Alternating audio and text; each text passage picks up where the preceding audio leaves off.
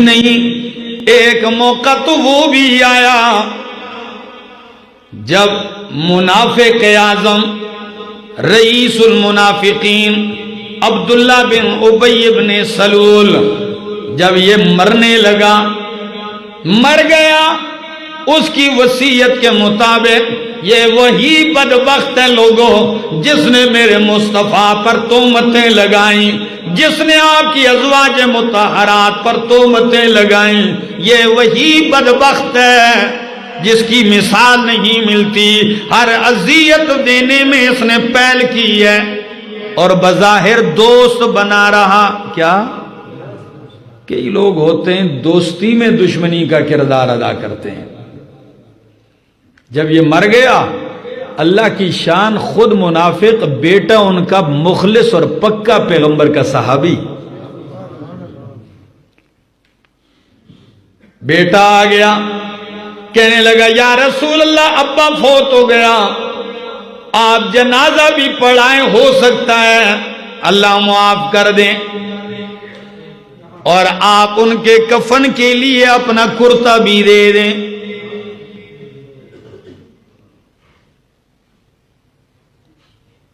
سنیے ہری پور والوں، کرتا بھی دیجئے۔ نبی کریم نے اپنا کرتا بھی عطا فرمایا۔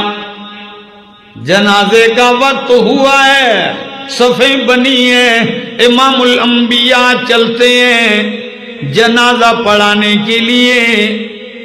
قربان جاؤں، فاروق اعظم صحیح حدیث کے الفاظ ہیں، دامن مصطفیٰ سے چمٹ جاتے ہیں اور کہتے ہیں اتصلی علی المنافق یا رسول اللہ اعلی عدو اللہ۔ اللہ کے پاک پیغمبر یہ تو منافق ہے، یہ اللہ کا دشمن ہے، کیا آپ اللہ کے دشمن کی جنازہ پڑھاتے ہیں؟ نبی کریم نے فرمایا عمر آپ مسکرا رہے تھے، عمر کی آنکھوں میں آنسو آ رہے تھے۔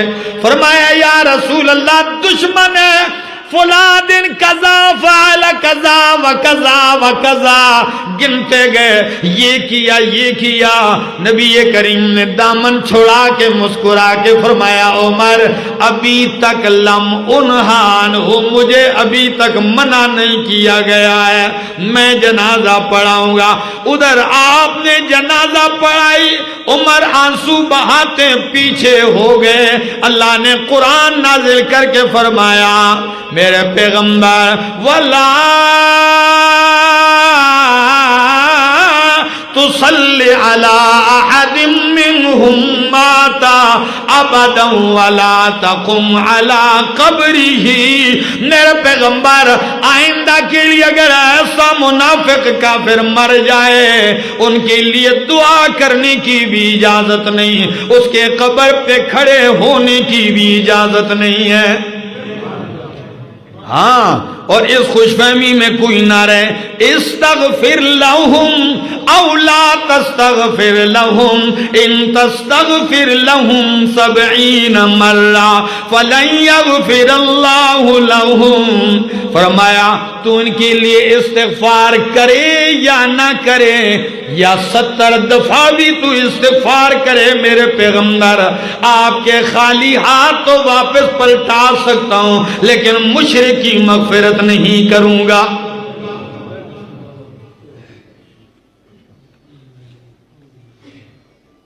اندازہ لگائیے عظمت فاروق اعظم رضی اللہ تعالی عنہ، کیا عظیم ہستی، کیا عظیم شخصیت۔ اور یہی نہیں، بہت سارے ایسے مواقع آئے، احد کا پہاڑ ہے، نبی کریم ہے، ابو بکر صدیق ہیں، حضرت عمر ہیں، پہاڑ کانپنے لگا۔ اللہ کے پاک پیغمبر فرماتے ہیں او پہاڑ ٹھہر جا، کیوں کانپتا ہے؟ فَإِنَّمَا عَلَيْكَ نَبِيٌّ وَصِدِّيقٌ وَشَهِيدَانِ۔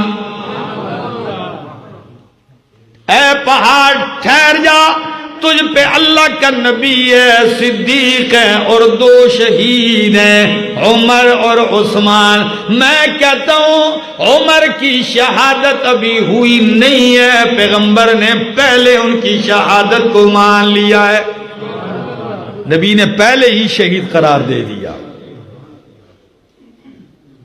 ان کی شہادت میں کیا شک و شبہ ہو سکتا ہے؟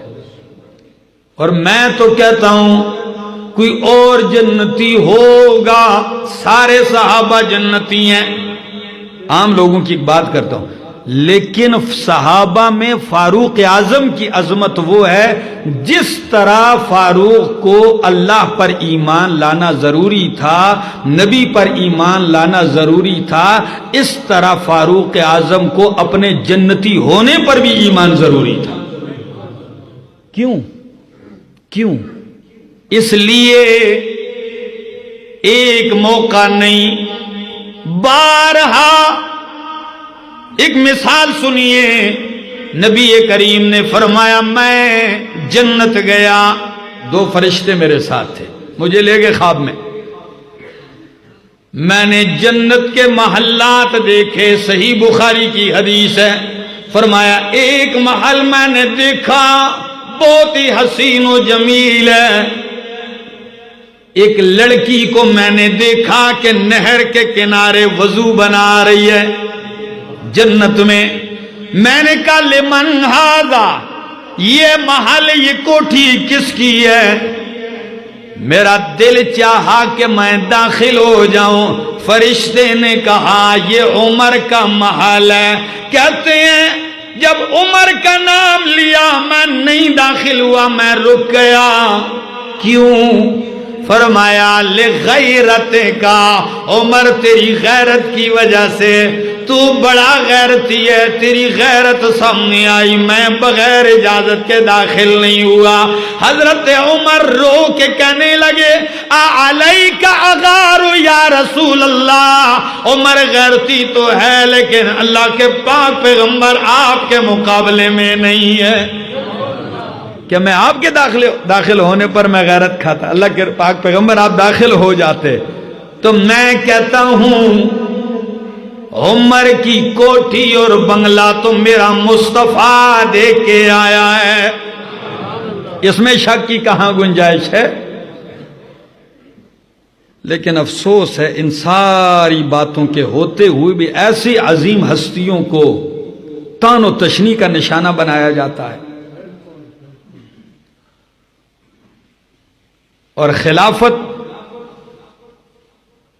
جب صدیق اکبر 2.5 سال خلافت کے طے کر کے جب دنیا سے رخصت ہونے لگے تو صحابہ آ کے پوچھتے ہیں یا خلیفۃ رسول اللہ، کسی بندے کا انتخاب کیا ہے آپ نے اپنے بعد؟ کہنے لگے ہاں۔ یہ کس کا انتخاب کیا؟ کہنے لگے عمر کا۔ میں نے عمر کا انتخاب کیا۔ تو کچھ ساتھیوں نے کہا کہ یا صدیق وہ تو سخت مزاج ہے، وہ تو بہت سخت مزاج ہے، وہ خلیفہ بن گئے تو لوگوں پر تو سختی آ جائے گی، وہ تو سخت مزاج ہیں۔ یہ آپ نے کیا کیا پتا ہے؟ صدیق کا جواب سنیے، کہنے لگے ہاں میں اللہ سے سب سے زیادہ ڈرتا ہوں تم میں مرتے وقت اللہ کے سامنے جب پیش ہوا اور اللہ نے پوچھا کہ صدیق پیچھے کس کو چھوڑ کے آیا، خلافت کس کو دے کے آیا، تو میں اللہ کے حضور بھی کہوں گا کہ امت میں سب سے بہترین کو خلیفہ بنا کے آیا ہوں، اپنے بعد سب سے بہترین انسان کو چن کے آیا ہوں۔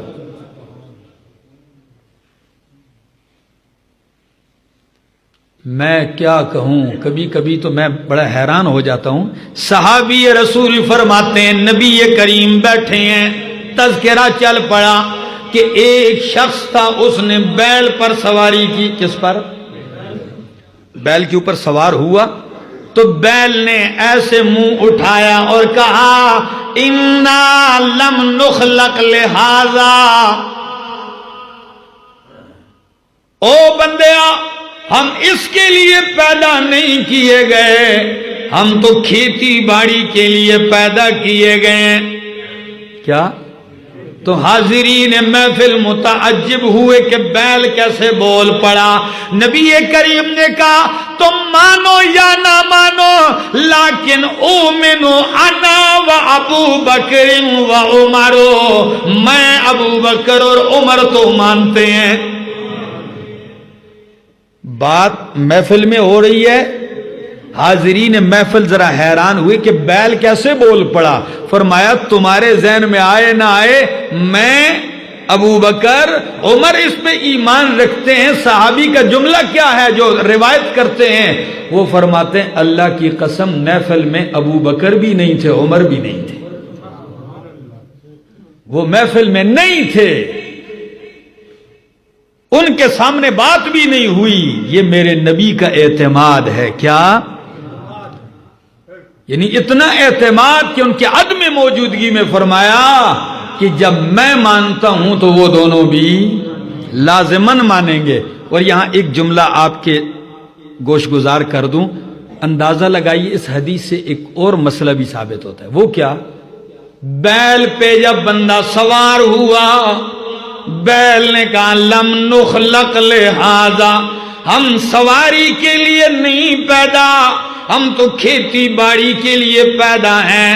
میں افسوس سے کہتا ہوں او مسلمانہ، ایک حیوان، ایک بے علم مخلوق کو تو اپنی تخلیق کا پتہ ہے کہ وہ کس چیز کے لیے پیدا ہے، لیکن وہ انسانا تجھے ابھی تک نہیں پتا کہ میں کس لیے پیدا ہوا ہوں۔ قرآن کہتا ہے وَمَا خَلَقْتُ الْجِنَّ وَالْإِنسَ إِلَّا لِيَعْبُدُونَ، کہ میں نے انسان اور جن کو عبادت کے لیے پیدا کیا۔ ایک حیوان کو تو اپنی تخلیق کا پتہ ہے کہ میں کس لیے پیدا ہوا ہوں، اسے یاد ہے، اور ایک انسان ہے جس کو ابھی تک پتہ نہیں میں کس لیے پیدا ہوا ہوں۔ عیاشیوں کے لیے، بدکاریوں کے لیے، بدعمالیوں کے لیے، شراب اور جوئے اور زنا کے لیے پیدا ہوا ہوں، یا رب کے حضور سجدہ ریزیوں کے لیے پیدا ہوا ہوں۔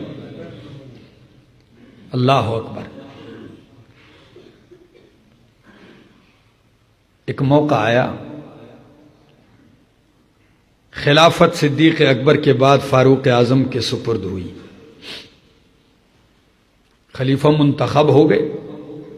یہ پہلے شخص ہیں تاریخ اسلام میں محمد عربی کے بعد جس شخصیت کو امیر المومنین کا لقب ملا ہے۔ ابو بکر صدیق کا لقب تھا خلیفۃ رسول اللہ، ان کا لقب تھا امیر المومنین۔ یہ پہلا لقب انہی کو ملا ہے، ان کے بعد پھر چلتا رہا ہے۔ خلیفہ بننے کے بعد منبر پہ آتے ہیں، ریاست مدینہ کی جھلک دیکھیے ذرا ہری پور والوں، آتے ہیں منبر پہ کھڑے ہو کر خطبہ دیتے ہیں حمد و ثنا کے بعد، پھر کہتے ہیں او لوگوں مجھے خلافت دی گئی ہے، اور دی بھی کیسے گئی ہے ذرا اس پہ بھی غور کیجئے۔ جب انہیں خلافت دی جا رہی ہے تو کہتے ہیں لیس لی بہا حاجہ، او لوگوں مجھے خلافت کی کوئی حاجت، مجھے کرسی کی اقتدار کی کوئی حاجت نہیں۔ واہ عمر، آپ کو تو حاجت نہیں، لیکن ساری محفل والے کہتے ہیں وَلَٰكِن بِهَا إِلَيْكَ حَاجَةٌ، عمر تجھے خلافت کی ضرورت نہیں ہے، مگر آج خلافت کو عمر کی ضرورت پڑ گئی ہے۔ عمر آج آپ کی ضرورت پڑ گئی خلافت کی، آپ کو نہیں ہے ضرورت، ہمیں بھی پتہ ہے۔ منبر پہ آتے ہیں، کیا کہتے ہیں؟ کہتے ہیں من رأى منکم منی اعوجاجا، او لوگو جو تم میں سے میرے اندر کوئی ٹیڑھا پن دیکھے، کجی دیکھے تو مجھے سیدھا کرے، کوئی غلطی دیکھے مجھے سیدھا کرے، اور اگر میں سیدھا ہوں تو میرا ساتھ دو۔ ایک دیہاتی تلوار لہرا کے مسجد میں کہتا ہے عمر لَإِنْ رَأَيْنَا فِيكَ اعْوِجَاجًا، اگر ہم نے تیرے اندر ٹیڑھا پن کجی دیکھی تو لقومناہ بحد سیوفنا، ہم اسے اپنی تلوار کی دھار کے ساتھ ٹھیک کر دیں گے۔ کمال ہے۔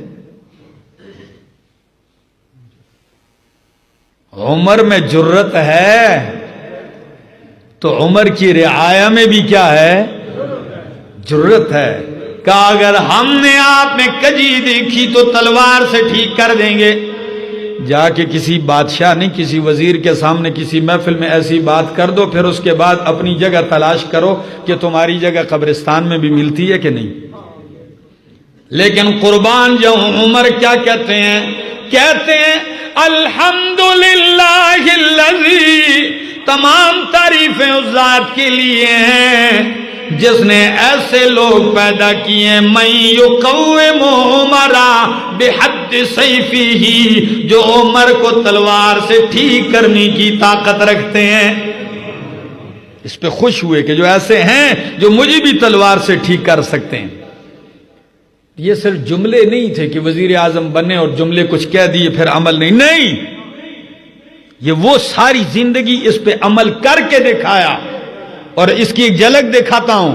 خلیفۃ المسلمین امیر المومنین 22 لاکھ مربع میل کا خلیفہ منبر پہ آتا ہے، کہتا ہے ایھا الناس اسمعوا واطیعون، اے لوگو سنو میری اطاعت کرو۔ ایک بندہ اٹھ کے کہتا ہے لا نسمع ولا نطیع، نہیں سنتے عمر نہ تیری اطاعت کرتے ہیں۔ سامنے کھڑا ہو کے لا نسمع ولا نطیع۔ فاروق اعظم نے فرمایا ولماذا، او اللہ کی بندے وجہ تو بتا، کیا وجہ ہے؟ کہنے لگا امیر المومنین کل جو مال غنیمت میں کپڑا آیا تھا وہ سب کو برابر برابر ملا تھا، 2 گز۔ آپ کا قد بھی اونچا ہے، مجھے بھی ملا، آپ کو بھی ملا، سب کو ملا۔ اس سے اتنا کرتا نہیں بنتا جو آپ نے پہنا ہوا ہے، لگتا ہے آپ نے زیادہ لیا ہے حق سے۔ پہلے حساب دو پھر اگلی بات کرو۔ ایک جوڑے کا بھی حساب۔ واہ عمر تیری عدالت کے کیا کہنے ہیں، واہ عمر تیرے انصاف کے کیا کہنے ہیں۔ پتہ ہے جواب دینے سے پہلے کہتے ہیں عبداللہ بیٹا ذرا اٹھ، اپنے بیٹے سے کہا بیٹا اٹھ کے جواب دے۔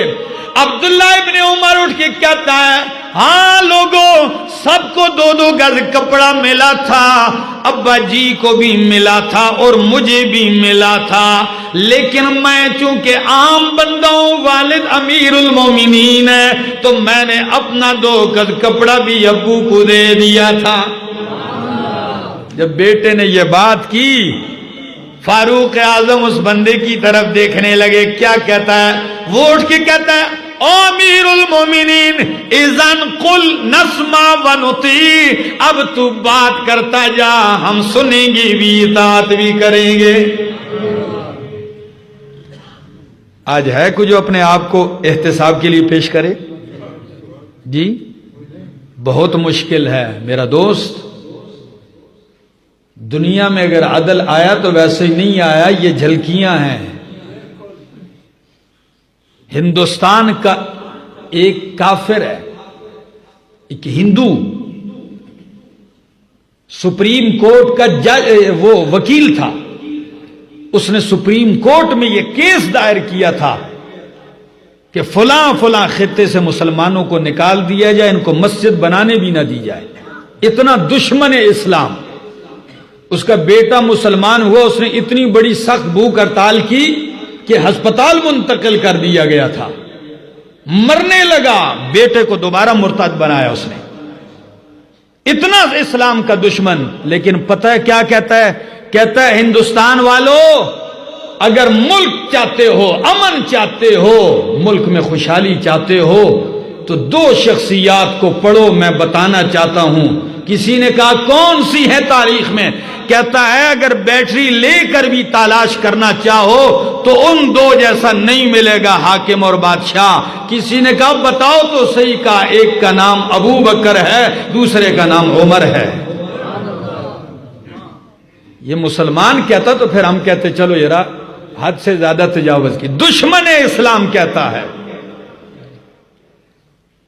خدا را مسلمان حاکموں سے کہتا ہوں کبھی ان ہستیوں کی زندگی پڑھ لو، تمہیں پتہ تو چل جائے حکومت کیسے چلائی جاتی ہے۔